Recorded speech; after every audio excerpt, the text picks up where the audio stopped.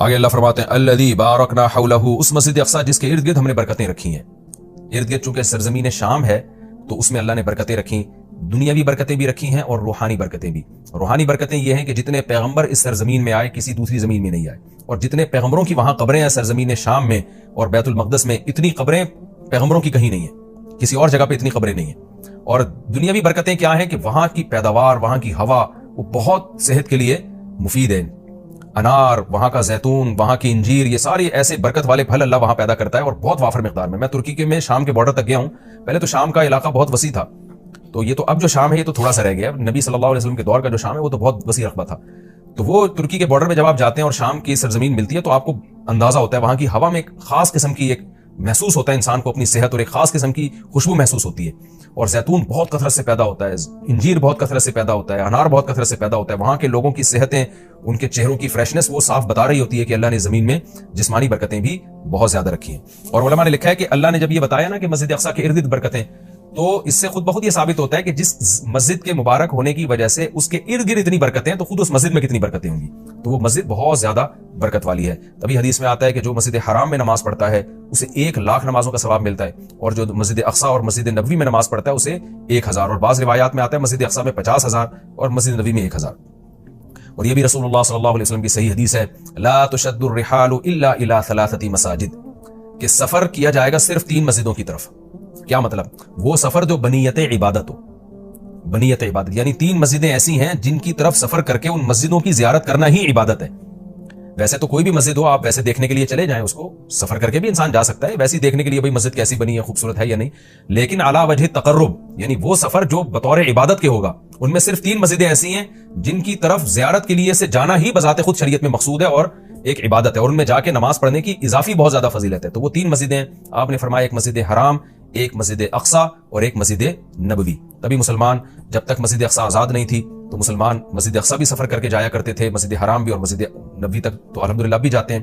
اور اللہ سے ہم دعا کرتے ہیں کہ اللہ تعالیٰ مسجد اقصی کو دوبارہ آزاد کرائے تاکہ ہمیں بھی وہاں جا کے نماز نصیب ہو اور مسجد اقصی کی ہمیں بھی زیارت نصیب ہو.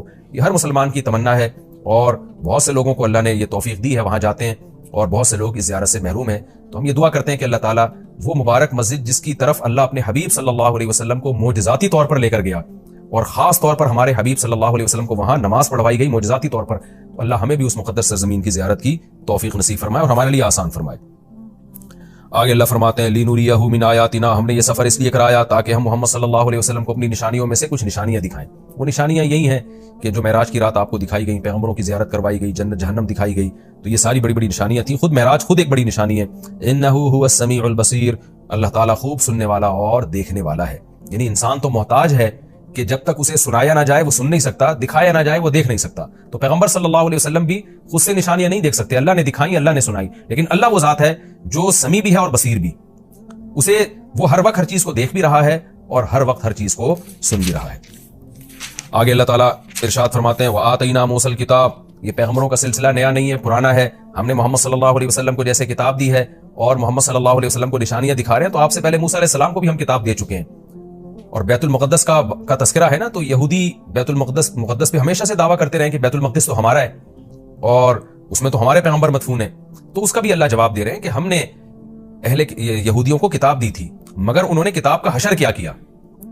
تو آگے پورے رکوع میں اسی کی تفصیل ہے کہ کس طرح انہوں نے خدا کی نافرمانی کی ہے، جس کے نتیجے میں اللہ نے ان سے یہ خلافت چھینی ہے اور بیت المقدس ان سے چھینا گیا ہے. تو اسی کا تذکرہ ہے وَآتَيْنَا مُوسَى الْكِتَابَ، ہم نے موسیٰ کو کتاب دی، وَجَعَلْنَاهُ هُدًى، اور ہم نے ہدایت بنایا تھا اس کتاب کو، لِبَنِي اسرائیل، بنی اسرائیل کے لیے، اللہ تتخذوا من دونی وکیلا، اور ان سے کہا تھا میرے سوا کسی کو کارساز نہ بنانا، اللہ ہی سے دوستی لگانا، اللہ ہی کو اپنا وکیل یعنی کارساز سمجھنا کہ اللہ ہی تمہارے کام بنائے گا بگاڑے گا، لہذا اللہ ہی سے بنا کے رکھنا ہے. وکیل کہتے ہیں جو آپ کے کام بنانے والا ہوتا ہے. تو جب اللہ پہ اعتماد اور توکل کرو گے، اللہ ہی کو کارساز سمجھو گے، تو پھر ظاہر ہے اس کی اطاعت بھی کرو گے نا. مگر یہودیوں نے ایسا نہیں کیا. آگے اللہ خطاب کرتے ہیں ذریۃ من حملنا مع نوح، اے وہ لوگوں جن کو ہم نے نوح کے ساتھ سوار کیا تھا، اے ان کی ذریت.